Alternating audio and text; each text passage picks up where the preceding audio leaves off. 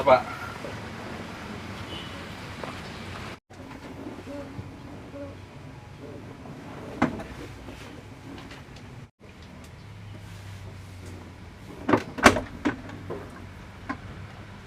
Oh, yang dampak kemarin teh ya? Iya.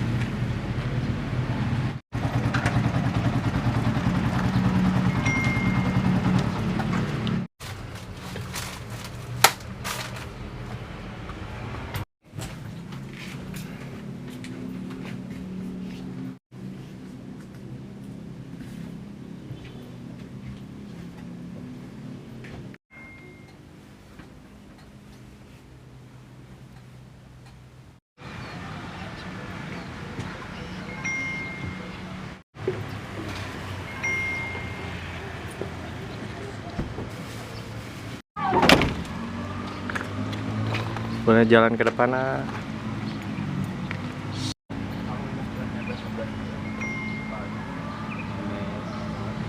Oke lah, kurang ya ke dia lah. Ngerol di awal. Oh kelak.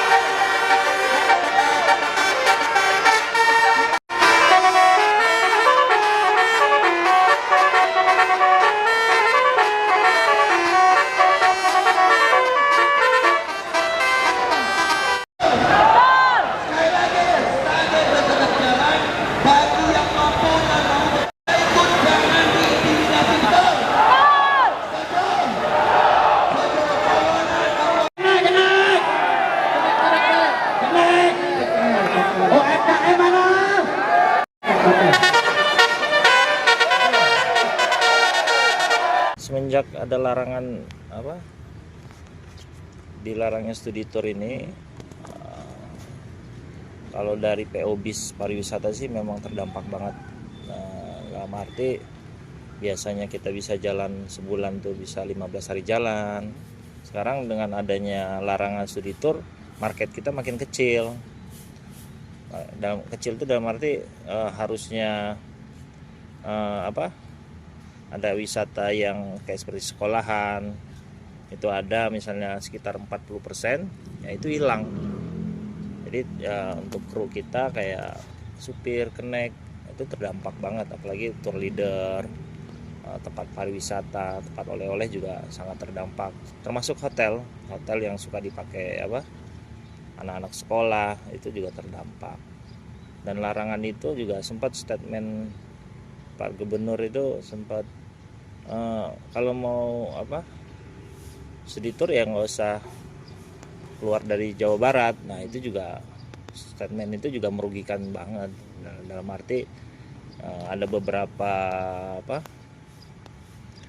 travel agent yang di Jawa Tengah, di Jakarta, yang di Jogja itu sampai buat boikot buat liburan ke Jawa Barat gitu kan. Jadi banyak lah yang terdampak Pak, termasuk hotel, termasuk tempat oleh-oleh.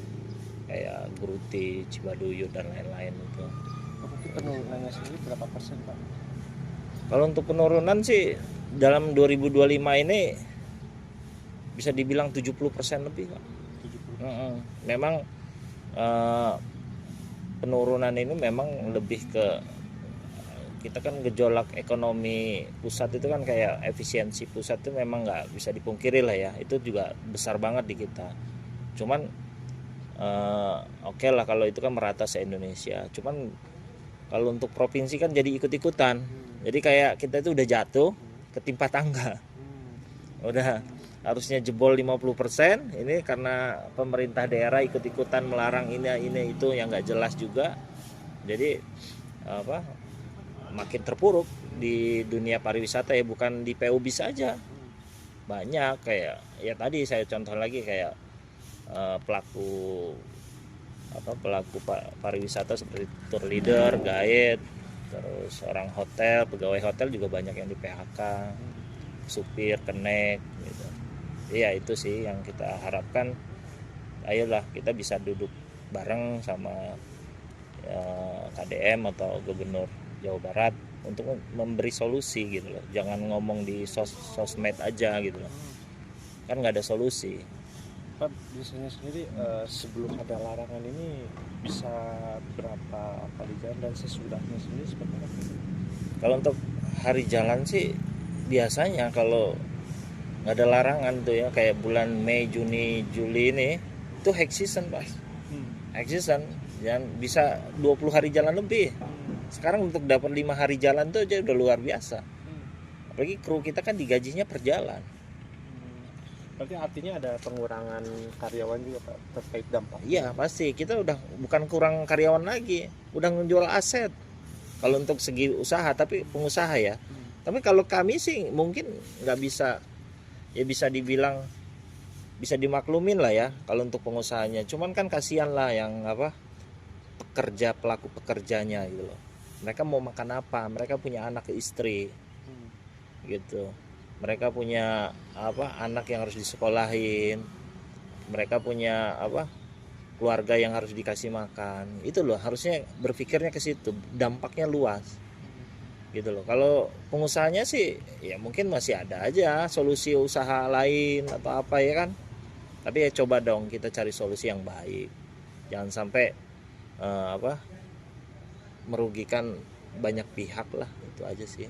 Gitu. Pak, mungkin responnya sendiri gimana Pak, kan sudah kekeh nih untuk Gubernur Jawa Barat untuk tidak mencabut SI-nya sendiri.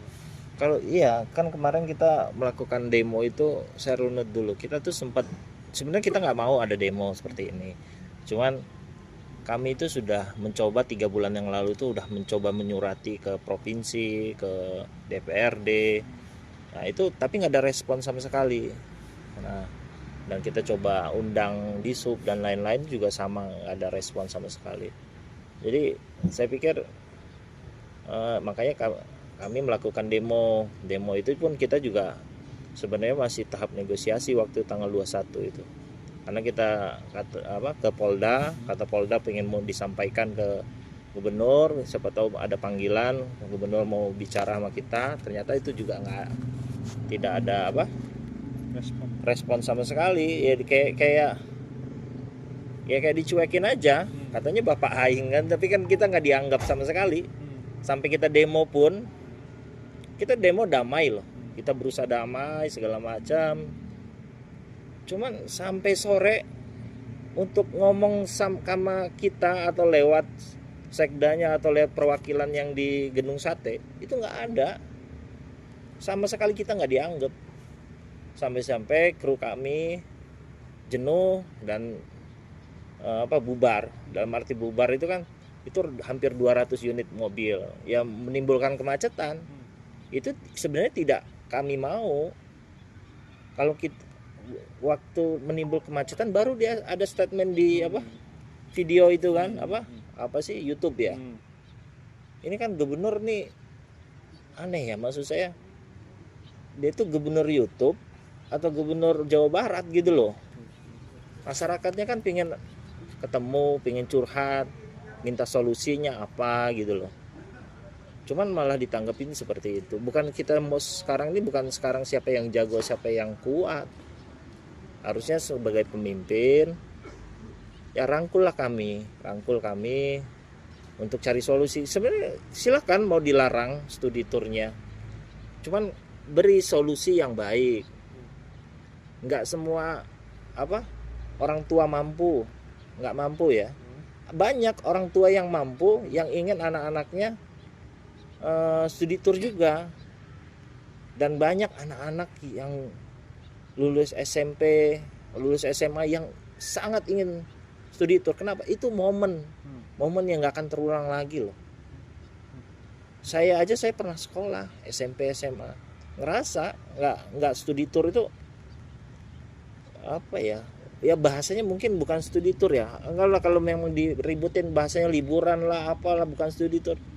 Tapi itu adalah momen loh, momen untuk kebersamaan sama teman-teman. Kapan lagi perpisahan bisa ketemu kan?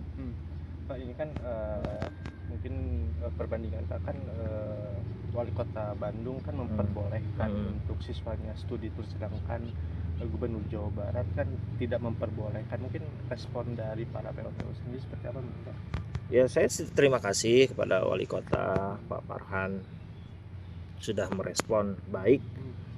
Cuman kan tetap masalahnya di wewenang ini saya juga nggak paham ya, wewenang studi tour ini ada di gubernur atau di wali kota gitu loh.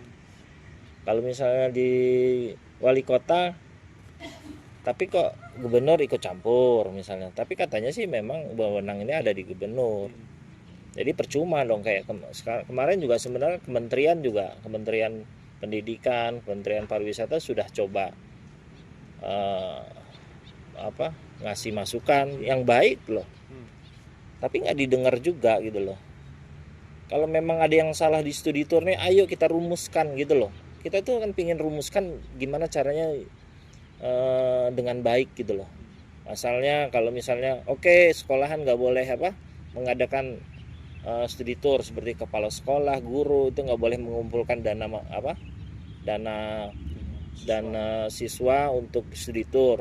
Boleh, berarti kan misalnya siapa yang boleh? Ya udah orang tua yang mau studi tour yang melakukan itu kan bisa korlasnya. Kalau nggak salah itu apa sih korlas tuh artinya?